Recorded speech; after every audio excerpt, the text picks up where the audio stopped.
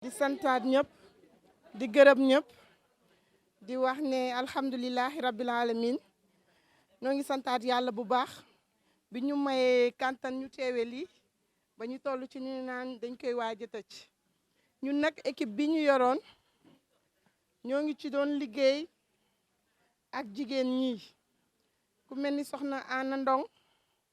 ak Aji Mbodj Thiaw Binta Ndiaye Dabiya Diop Marie Ñing Maymuna Si Mam Fatim Gueye Anta Diop Fatoumata Diop Ndey Uli Diallo Anta Diagne Bintu Traoré Aïssatou Sow Mariama Sakho Fatou Bintou Sow Fatma Si Ada Fall Dior Gueye Assiette Diouf Maymouna Ba Mintu Ndiaye Juliette Gomis Ndey Ndiaye Aji Thiandoum ñooñu lañ ci àndaloon ak Fatou Aw Diouf Fatou Sène Aminata Gueye Rokhaya Sembène Ndey Fatou Seck li waral nag suñu atelier bi mu jeexumb dañoo def ku ñëw rek wala bokk ci liggéey bi ñu yaatalal la ndax defe naa mbir moom bu amul yaatal rek buñ ko yemaloon ci 6 personnes yi duñu am lii yëpp mais boo xoolee ñi ñëwul heure yëpp dafa bëri léegi nag ñu def na ku ñëw rek ñu boole la ci biir liggéey bi déglu la jël sa xalaat ndax defe naa ki fi ñëw 7 heures ak ki ñëw 5 heures lépp ñoo bokk bëgg-bëgg di wax ne rek man en tant que présidente atelier li ma jàng ci sama atelier tey mooy jigéen ñi seen bëgg-bëgg rek mooy ñu bokk ñu xamante d'abord frustration bi nga xamante ni dafa am ci suñu biir parti politique yi ñu dindi ko fi parce que ñun dañoo war a jàppale Macky Sall APR la ñuy wax balaa ñoo wax suñuy coalition dañuy wax APR d'abord kon ñu fexe ñun ñi nga xamante ni ñoo bokk ñoo bokk dëkk suñuy leader bokk fi dëkk waaye nañu jëmmal li nga xamante ni mooy APR ndax APR moo mën a yóbbu suñuy leader fu sori te ñun suñuy leader ñoo ñu mën a teg faneen fu gën a sori kon li nga xamante ni mooy suñu wàll ñu war ko def mooy nañu gëmante nañu wóolante nañu jàppalante nañu fonkante te yàlla rek tax te xam ne mbir lu mu metti metti tamit du ñëpp ñooy amandoo waaye amaana benn borom xol bu yaatu bu amee séddale mën naa yaatu ci wàllu séddale boobu tamit seetlu naa si sama atelier ñëpp loolu la ñu jooy nee nañ bëri nañ lu bëri lu ñuy gis duñ ci jot dañuy jékki rek nee na di dégg ay wari Marème Faye Sall di dégg ay Orange Money Macky Fall te ñoom nee nañ bokk nañ ci ñi fal Macky dafa mel ni groupe bi ma ko waxoon ñoom ñu ngi kii kon nag ñoom tamit loolu ñu xam ne seen jooy moom la ñëpp jooy li ngeen jooy moom la Mame Mbaye Mbacke di jooy moom la Cheikh Ami Gueye di jooy moom la Mintu di jooy moom la kaneen di jooy la plupart nag ci ñun leader yi dañuy naxante si suñu bopp parce que naxante si suñu bopp mooy dañu naan man damaa jege président fekk jegewul sax secrétaire président. Donc foofu la solution que nous avons proposée c'est de nommer le maximum de femmes dans les institutions, surtout par rapport au quota du président de la République, mais aussi accompagner les femmes en termes de matériel, en termes de formation, en termes de financement. Et cela ne pourra se réaliser tant que les femmes n'auront pas leurs unités de travail qui leur permettront d'œuvrer quand même. Parce que quand on prend l'autonomisation de la femme, il faut les moyens qu'il y faut pour y arriver. Et cela va passer incessamment pour que les femmes aient des maisons. yu nga xam ne ku ci bëgg a liggéey doo luye ji gis naa formation yoo xam ne bu ñuy dem dañuy dem luye ji dañ leen di may formation dañuy obligé dem luye ji une journée di fay léegi nag war naa am loo xam ne mbaa ñu ab donc loolu nag damay wax ne am na loo xam ne ñun jigéen ñi war nañ ñu ko porter au niveau de mon commune foofu day ñëw par rapport ak suñu commune yi ndax aussi au niveau de nos communes la prise en charge des femmes dama koy xool boo ko comparer par rapport au budget même et par rapport aux jeunes yi nga xam ne ñun yaay yi ñoo leen jël muy plaidoyer boo xam ne bëgg naa ñu porter que parce que par rapport à la nomenclature budgétaire boo xoolee doom yi nga xam ne ñoom leen jël am nañ ay subvention sax ci ASC yi ñu noté ko ci biir mais yaay yi nga xam ne fi mu nekk nii ñooy lépp di acteur de développement yi tey képp ku bëgg a fallu da nga naan naa seeti groupe de femmes bële te groupe de femmes boobu amul fenn fu ñu leen mën a jàppale ci subvention pour ñu man di liggéey comme dañuy woote autonomisation de la femme. kaddu yi rafet na macha allah lii dafay wane rek lu dul juboo ko gën lii kaddu yi fii jub sànq ba léegi day wane ne lu dul juboo ko gën ndax nag sànq lañ wat bu ñu àndee wat weer kon nit ëpp doole sànq lañ fuuf te mënta déplacer dara xol yu àndul rek la kon nañu góorgóorluwaay ci li ñu sumba macha allah mën a avancer. asalaamaaleykum maa ngi nuyoo waat donc ñun ci bi ñuy def atelier yi dafa am benn atelier bu ñu jagleeloon atelier bi moo tuddoon les chartes lan mooy charte les chartes ne sont rien d'autre que des actes juridiques signés par des acteurs ñan ñooy acteurs yi ñun ñii on signe les actes juridiques pour faire quoi? C'est pour des moyens objectifs ou bien des moyens collectifs. Autrement dit ma tekki ko ci wolof charte atelier charte bi ñu yoroon ma nekkoon la présidente Adja Ndeye Fatou Camara mooy jóg léegi ñëw tojal leen ko defal leen le résumé acte mooy ñun jigéen ñi bis na ko tey ci lan nanu tënku pour nga xam ne ku ko defee rek dañuy dal sa kaw donc ñi àndoon ci liggéey bi doon def xalaat bu rafet boobu j'étais la présidente de cette séance Adja Daba Ndiaye moo ci nekkoon tan Ndeye Fatou Camara mi nga xam ne mooy rapportrice bi elle va prendre tout de suite la parole moom la woon moom aussi Mati Sarr mi ngi ci woon macha allah Fatoumata Traoré Sagar Traoré mi ngi nii toog donc Ndeye Bouri Niang mi ngi ci Aïssata Diallo mi ngi si Fat Diaga Loum mi ngi si Maguette Mbaye mi ngi si Soxna Ndiaye aussi Nord mi ngi si madame Goudiaby mi ngi si Kodou Niang mi ngi si woon donc Gagne Siri Traoré mi ngi si woon Bintou Diagne mi ngi si woon Ndeye Fatou Diakhaté mi ngi si woon Awa Aaj mi ngi si woon Sukay Mbaw mi ngi ci woon Fat Koné mi ngi si woon Adja Fat Faye aussi mi ngi si woon mën na am ma fàtte maa ngi jégalu ñoo doon def xalaat bi macha allah kan ak tan Madeleine Ndiaye ñoom ñoo si. dañuy wax naan Benno Bokk Yaakaar gañewul département de Rufisque ñoo ko gañe parce que li ñu am yépp suñ ko dajaloon mën nañoo lem Yewwi Askan Wi fukki yoon mais ñàkk a dégg ndigal moo tax ñu ñàkk sunu mairie yi ñu ñàkk yépp pour ñu corriger waat sunu bopp nag moo tax charte bi ñu teg ñu ni ñun jigéenu Benno Bokk Yaakaar ñun ñëpp dañu ànd topp ci ginnaaw Macky Sall pour lépp lu mu wax rek ñu ànd ceeg moom exécuter ko ba yàlla may ñu ci li ñu bëgg. Article 2 ñu ne rendre aux femmes du département de Rufisque ce qui est de droit mooy c'est-à-dire mooy leur servir des postes de responsabilité poste de responsabilité nag li fi nekk mooy ministre am na fi parce que am na ñoo xam ne seeni njàng may na leen ñu nekk ministre de la République ci jigéen ñi am na ñoo xam ni mën nañoo nekk député mën ngaa jàng am ay diplôme mën ngaa am ñàkk ay diplôme parce que Adja Aram Diène moo andi olof ci biir assemblée nationale du français rek lañ fa war a wax député mën naa nekk ku jàng école mën naa nekk ku bañ a jàng école parce que itam jigéen ñi seen xarañte rëy na ñu wax ni poste HTTC au conseil des collectivités territoriales ñu wax ni HTTC jigéen ñi war nañoo am jigéen ñu ko doon naam poste yi HTTC am nañ ci benn jigéen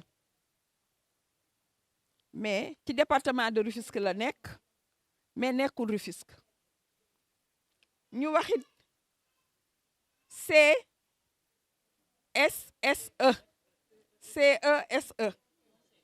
conseil économique et social am nañ ci environnemental mais am nañ ci kenn aussi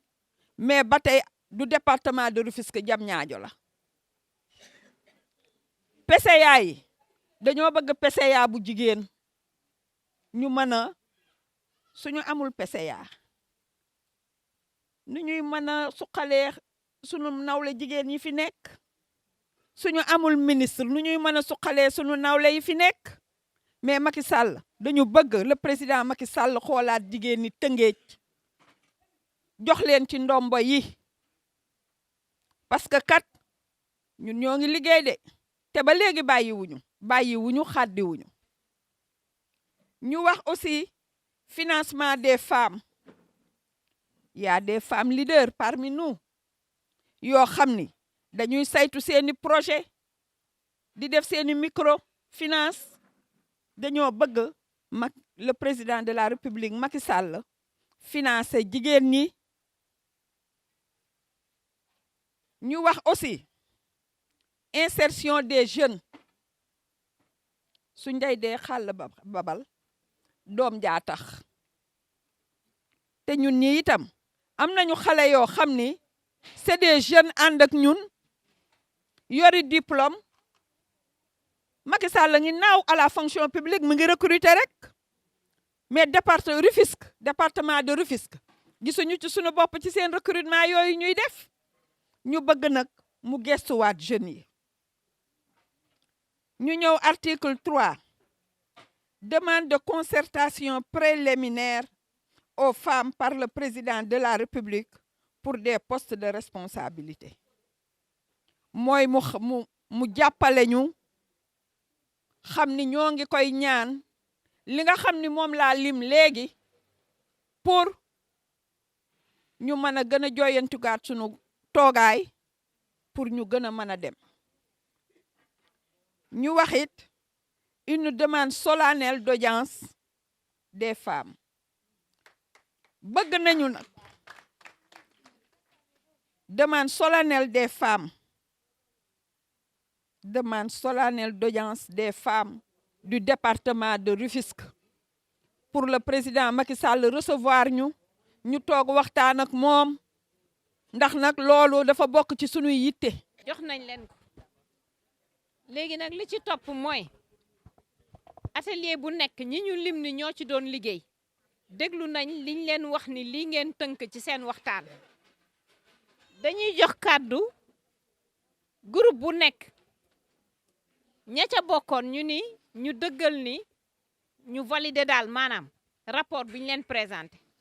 koo xamee ni nag li nga xam ni sa naataangoo bi nga bokkaloon di liggéey wax na ko am lu mu ci fàtte as lëf lu am solo nga yëkkati sa loxo pour mottali ko wala loo xam ni ñëw na sa xel léegi nekk lu am solo lu ñu mën a mottali koo tamit ba tey nga wax ko rek mais ñu jéem ko gàttal groupe bu nekk ku nekk li nga jàpp ci exposé yi ñu fi def rek loo ci mën a dolli ndax moom sàppali yàqul cin bu ko defee ñu mën ko jël ñambaas aussi yàqul cin yàqul sër. li ñuy wax rek nañ ko jëfee bu nekk nañ ko waxtaanee moo koy jiitu dama wax ne charte engagement la madame Daba dafa wax lu am importance ñun war nañoo def engagement ci parrainage bi nga xam ne bindoon naa ko ci sama carnet de bord engagement boo xam ne ñun dañuy taxaw ñun jigéenu département de Rufisque bu parrainage bi jeexee ñu mën a présenter suñu bilan ne ci biir parrainage bi ñun jigéen ñi def nañ temps donc c'est un engagement charte aussi engagement la donc di ñaan yàlla lii ñu fi commencé di def ñu continuer ko même après les élections législatives ñu continuer waat liggéey boobu li ci des nag c'est des demandes c'est des doléances yooyu président dana ci jot par l'intermédiaire de ñi nga xam ne ñoom lañ désigné pour que président jot ci man lenn rek laay ñaan nous sommes des partis alliés bu ñu ñëwatee ci ndaje bokk ci Benno Bokk Yaakaar bu fekkee ne Benno Bokk Yaakaar la ñu woote nañu wax Benno Bokk Yaakaar ñëpp gis ci seen bopp mais bu ñu nee APR ñun ñi nga xam ne bokkuñu APR dañuy on se sent isolé et loolu baaxul. di wax ni fi ñu toll nii nag sos nañ la nga xamante ne dañu ñaan yàlla may ñu ci ndam lu raw suñu njot lu ñu koy may nag mooy ñu tàppe xol yi nekk benn ndax président Macky Sall mënul dugal fii loxoom te suñu xol yi nekkul benn comme ni ñu ko waxee ñun waa Benno Bokk Yaakaar am nañu leçon nag bu ñu tiré ci élection locale yi ñu jóge mooy liste parallèle yi fi am kenn ku nekk am foo jëm tey ji nag war na ñëw fexe famille bi dajawaat lii nag wane ne ko ndax comme dañuy wax rek jigéen ñi lu ñu dugg rek day sotti si kàttanu suñu borom muy ñun borom musóor yi li ñu bëgg nag mooy actuellement tey jii kenn ku ci nekk nga jël sa bopp def ko kon sa morom li nga yéene sa bopp nga yéene ko sa morom loolu moo ñuy jëmale kanam ndax tey ji bu fekkee ne nangu wu ñoo jiital kenn ñëpp mënu ñoo jiitu il faut que am ko jiitu ñi ci des topp ci ginnaaw tey ji kooku bu jiitoo dañu naan tey ji nit mën na jaarale sa wërsëg mën na ko jaarale ci nit ndax tey ji ñun jigéen ñi dañuy wax ne ku jàppale benn jigéen jàppale nga toute une société ndax jigéen moo xam coono moroomu jigéenam ci biir këram ndax tey ji da ngay xool doom ji nga jur sax papaam day nekk fonctionnaire waaye yaay lay wax jëndal ma big yaay lay wax jëndal ma yére yaay lay wax jëndal ma daal kon ku jàppale benn jigéen jàppale nga toute une société kon ñun jigéen ñi nañu def attention man damay wax ne toujours ñun góor ñi ñoo ñuy jaxase nañu maytu loolu parce que bu ñu jaxasee pare toogee suñu place dañu ne instance de décision yi bu ñu ci bëggee toog il faut ñu bokk nay ñu xool kii am na profil bii tey jii compétence am lii la jigéen ñëpp jàppale ko. tubaarkàlla maa ngi nuyu nag ñëpp bàyyiwuma kenn di siyaare ñëpp di baalu àq ñëpp di sant nag ñi nga xam ne samay àndandoo woon la ñu woon démb ci Macky Sall ba muy wut Sénégal bëgg koo yor sagara ngi nii toog moo doon sunu président maa doon trésorier département kii est ñoom ndeyeb sa si nga nee toog nuy daw di dugg fu ne di jaar fu ne tubaarkàlla masa ndey faatu Guinée ñu sonn torop yàlla nag dogal ci dogalam Macky falu ba Macky faloo itam yàlla dogal na ni man de Macky musuma toog ak moom musuma recevoir jabara musuma recevoir waaye teewul nag ba tey maa ngi koy bëgg di ko liggéeyal ba léegi ni sonnuma tàyyiwuma bàyyiwuma parrainage bi Adja bi wax bi ñuy def parrainage 1000 nit ak 4 téeméeri nit ak juróom-ñett fukki nit laa joxe mel na man ci xamee ci est bi kenn rek laa fi gisoon mu raw ma muy directeur Thioune ñi ci des ñëpp maa leen raw man ci xam yi te loolu mbooloo ma ko may ànd ak nit ñee ma ko may tubaarkàlla macha allah Macky lu mas a woote kenn mënu ma ci waaye nag yàlla mooy def te lu yàlla def nit mënu ci dara nit ku ne fa wërsëgam ne man sama wërsëg mi ngi nekkoon ci jaay fataay ak sandwich borom kër gi xam na ma yaayi maam Binta mii bu ma masaan di jaay ci lycée bi ba samay sandwich sedd moo koy tàngal ci laa ami kër ci laa ami oto loolu la yàlla dogal liggéey jër ta xeeb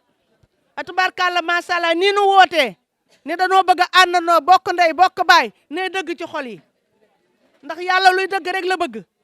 te bu nu àndandoo bokk ndey bokk baay déggoo lu nu yootu lu ne dañu koy jot bu nu naxante bu nu warante bu nu xeebante te bu nu siisante na ñëpp jël seeni loxo tàllal ko seeni moroom ñu joxante loxo baalonte ak maa ngi ñaan fii ñu toog kenn ku ne jox sa moroom loxo ni ko baal ma ak baal ma ak baal ma ak ku ne na baalu moroomam baal leen nu ak lu ma sa dox suñu diggante baal leen nu ak lu ma sa dox suñu diggante baal leen nu ak baal leen nu ak te nay dëgg baal leen nu ak baal leen nu ak baal leen nu ak na ñëpp baalonte ak te muy dëgg ci yéen nay dëgg ci yéen na ñëpp baalonte ak te muy dëgg ci yéen waaw lii la yàlla bëgg lii la yonent bi bëgg baal ma ak doomi jàmbur nay dëgg ci yéen nay dëgg ci yéen nay dëgg ci yéen nay dëgg ci yéen nay dëgg ci yéen. xol yi ñoo sedd tey parce que lii c'est une première ci histoire Benno Bokk Yaakaar guleet tey faamu département Tëngéej dajee jotaay bu mel nii waxtaan wu am solo nii moo tax tey ma am njort ne tey jii luñ ci tënk rek yàlla mën na cee def sutura parce que ñii daawuñu àndandoo ñii boo sa morom awaan ndar nga aw Fuuta bu ñii masaana wax nañ dem ngénte la ñii ne daj bee ëpp nit ngénte li kon nag tey jii su yàlla defee ñun ñëpp ñu nekk benn ñun ñëpp mu ngi noonu ñun ñëpp tey yàlla dogal yàlla tàppe xol yi ñun ñëpp ñu doon benn tey yendu ci atelier bu tol nii tënk fu kàddu yu tol nii dañuy sant nag di gërëm ñi nga xamante ne ñoo ko initié di wax ne leen jërë ngeen jëf am nañ ci mbégte bu baax a baax di ñaan yàlla nag yàlla bu mu fi yem nañu continuer tàppe xol yi comme ni ko ñëpp waxee rek fii yàlla def na li muy def démb kenn ku nekk lii sa wërsëg ci parti bi di nga ci jot ndagam soob na yàlla ndax man de parti bi damay wax ne lu ci waay am yéene naa la ko ndax ku ne xam ne politique dafa metti ci jigéen juy politique di nga dégg caga bi di nga dégg ndëmm gi dinañ la saaga ay ndey lu la kenn musul def dinañ la ko def politique moo bindoo noonu kenn ku fi yàlla dogal yàlla may la ci ndomba tànk man yéene naa la ko kon nag nan ñaan yàlla tàppe xol yi te lépp loo xamante ne loolu lañ fi mébat yàlla defal ñu ko président Macky Sall na comme ni ko ñëpp waxee rek jigéen yi Benno Bokk Yaakaar yu département de Rufisque ñoo am seeni doléance bëgg président Macky Sall recevoir leen bëgg aussi ndombay tànk yi muy joxe mu sedduñu ci ndax sonn nañ ci parti bi xëyal nañ ko gontal nañ ko fajarul nañ ko kon nag tey jii buñ tolloo ci mu yor bigam di séddale dañuy interpeller président mu boole ñi ci ñi nga xamante ne ñooñu lay tànn ndax mérité nañ ko département Tëngéej sonn nañ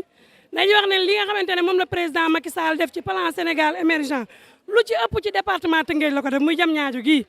chaque jour que Dieu fait mi ngi jam ñaajo di pose première pierre wala muy inauguré lum ciy def nag département Tëngéej ñoo yor mobilisation bi kon nag jot nañ ci mu gestuñu ndaxte élection député yaa ngi ñëw ceru baa ngi jot président Macky Sall ñu ngi koy interpellé mu gestu di jigéeni département Tëngéej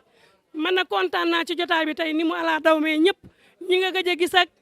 xaritoo yi soppante woon di gisante wu ñoo ñëpp rek gisante nañ ñi ngi ñaan yàlla yal na yàlla wàccee jàmm ci sunu biir yàlla tàppe xol yi ba kenn ku nekk loo ci dencaloon sa morom sax yal na ko yàlla fóot ba jëlee ko fi lii moom kontaan nañ ci te bu mu di gëj nag. Sénégal rek lu tax ñu jóg liggéeyal seen dëkk liggéey nañ yëpp gis nañu seen taxawaay gi yëpp gis nañu seen liggéey waaye lu ñu yàq nun bañ a ànd soxorante iñante te dama lay ñaan tamit ñu ngeen bàyyi wax ñu ñoo nekkoon fii démb sonn ñu ñoo nekkoon fii démb liggéey wax boobu day yàq ñun ñëpp dañu jógoon pour defar pour ànd liggéey nekk benn da ngeen war a wàcc seen xol wàcc seen bugg wàcc seen kufune man rëy ngeen woon loolu du dara ñun ñëpp ñoo ay doomu aadama lañu ku ne dafa taxaw pour jàppale président ku jël alalam maa la ku jël doolam ak jël waxam ak coonam pour président dem ci kanam ñëpp taxaw na ku ne def na loo xam ci président Macky Sall pour suñu commune avance dama lay ñaan rek no jaari def ni ngeen def parce que jaari bàyyul fen dem na ba Tivaouane Peulh ñëw na suñu commune woo suñu commune Tivaouane Peulh ñàgg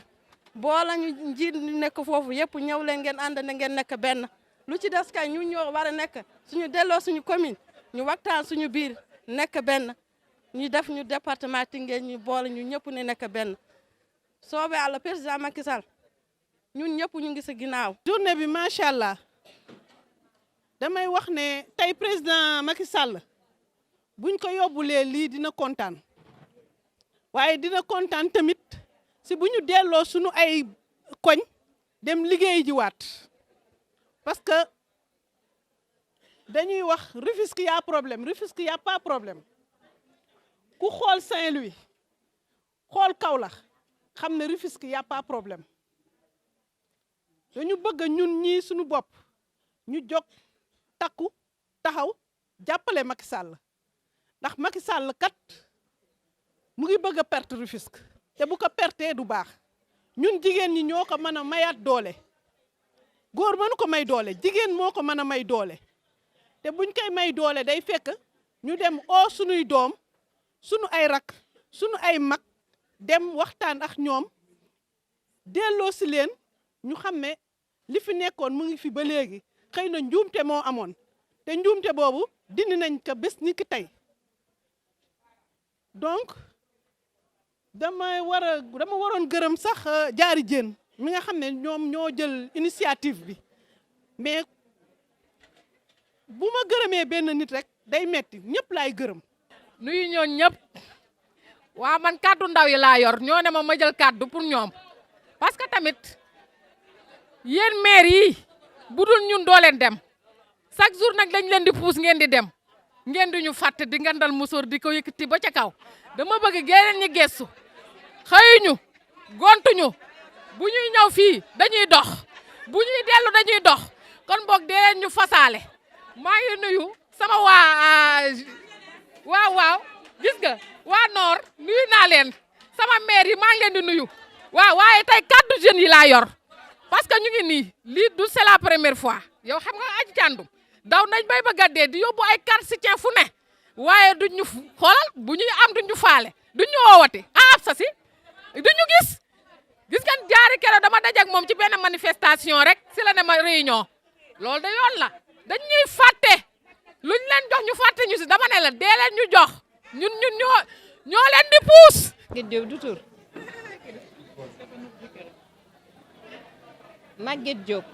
porte-parole de l'initiative des femmes de Benno Bokk Yaakaar du département de Rufisque. En ce jour du 23 mars 2022, nous, femmes de Benno Bokk Yaakaar du département de Rufisque, nous nous engageons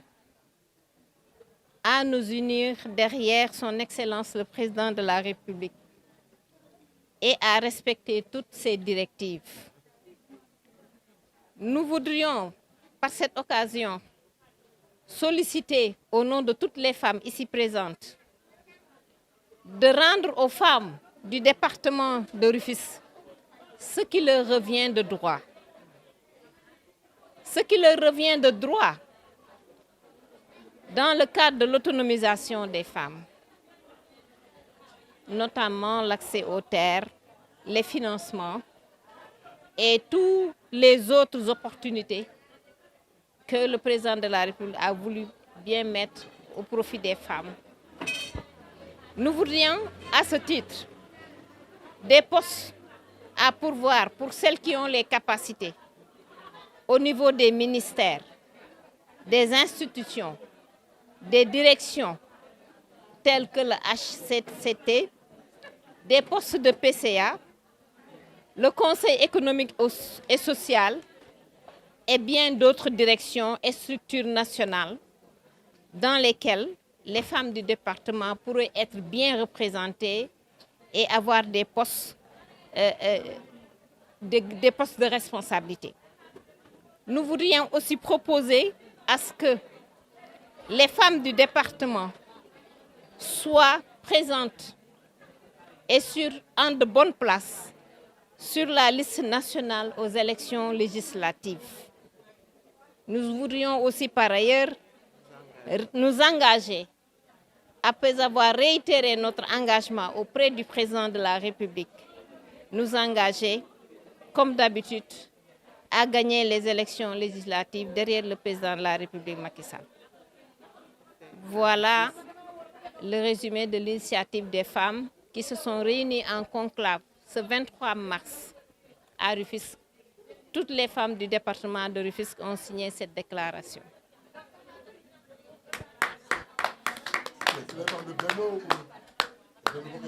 De Benno Bokk Yaakaar du département.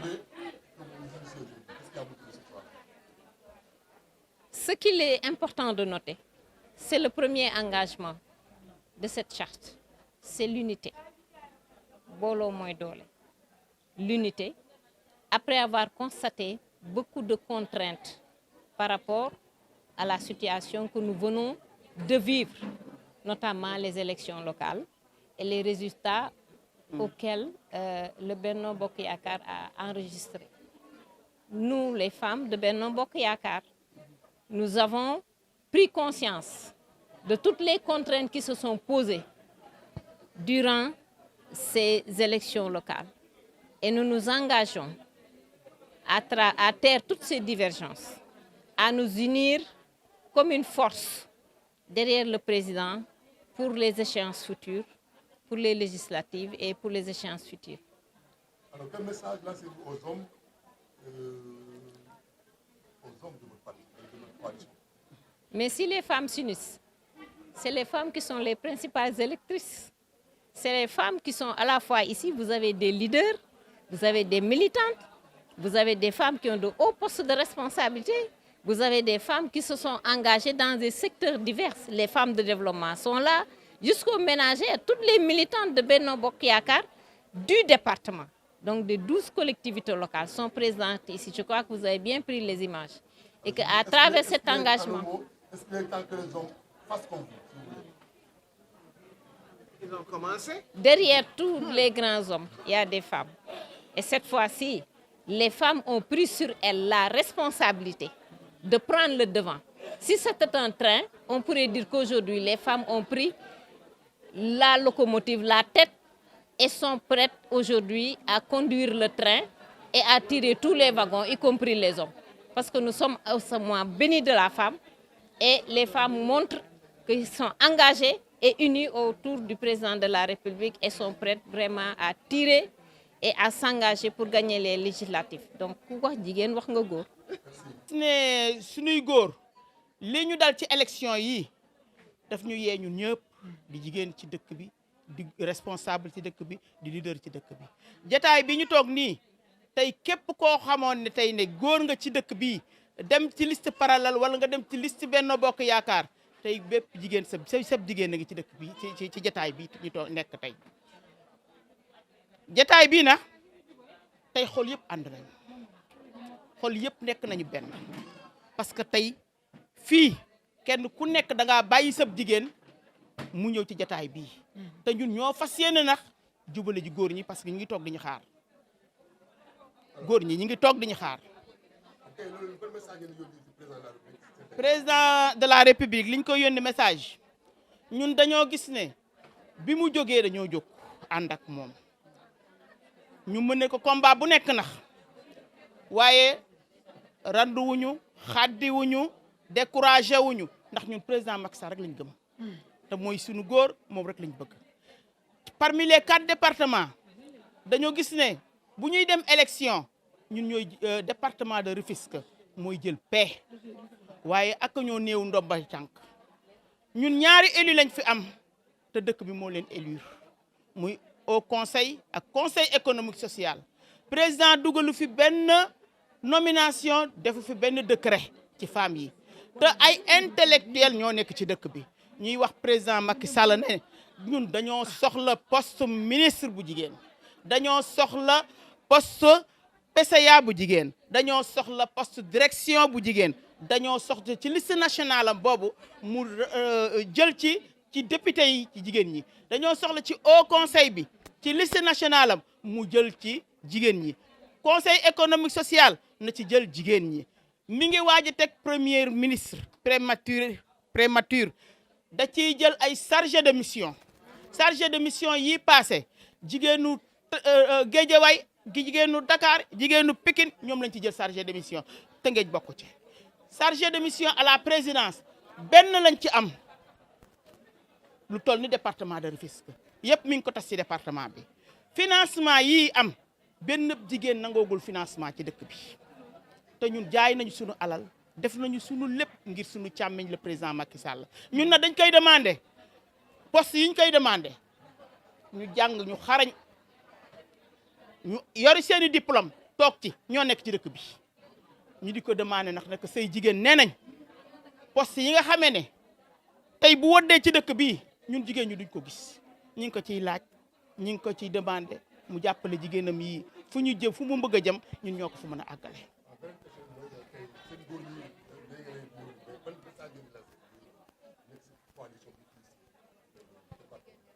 ah ñun jigéen ñi de kenn frustré wu fi jigéen ñëpp a ngi fi jigéen ñaa ngi ni toog jóge ci département bi ñëw fekk si ñu ci suñu woote bii te it nag góor ñi ñu ngi toog fee di ñu déglu xuloowuñu tey fii la ñuy yandu xeexuñu werantewuñu ñun ñëpp dañu bokk joxante làmmi loxo tey it na ñu ngi jëm ci parrainage bi tey parrainage bi ñu jëm nii it gëmloo nañu suñ président Macky Sall ne kenn duñu ci man kon ndax fi ñu jëm nañu ci jàppale ay jigéenam ñi ngi ko ne na leen jàppale fii kenn góor ñi nekk bennoo ne naa la ñun jigéenu benno yi ñoo leen di fas yéene jubale parce que kenn ku nekk na sab jigéen a ngi fi te audience bi ñu koy demandé le président Macky Sall nañu jël audience ñu wax ko li métti ci dëkk bi ñu wax ko li ñu naqari ci dëkk bi depuis bi mu dooree ba suñu joon yàlla tey mun ta xam lu ñu naqari ndax toogagul ak ñun ñu ngi koy demandé liñ koy demandé yëpp audience bi moo ñu ci ëppal importance audience bi moo ñu ci ëppal importance te gëm nañu ne suñu góor ñii yaakaar naa ni bu ñu dul woon ànd fas yéene juboo kan kenn ku nekk du fi yebal sa jigéen sa responsable femme mu taxaw fi kon nag le président Macky Sall ñu ngi la naan say jigéen say xarit say am di jàmm te ñoo lay gañal tëngeej benn góor du la gañal tëngeej góor ñiy fëgg seen dënn naan ñoom man la du ñoom ñun jigéen ñi yor kër yi la ñun jigéen ñi ñooy dem ci marché yi ñun jigéen ñi ñooy dem ci développement yi ñoo lay xëccal mbooloo mi kon nag jàppaleel say jigéen yi nga xamee ne ñoom nga bàyyi ci le département de Rufisque te ñu ngi sa ginnaaw tey ñu ngi sa ginnaaw suba tey jii bu génnoon tey parti bi ñu ànd ak moom génn parti bi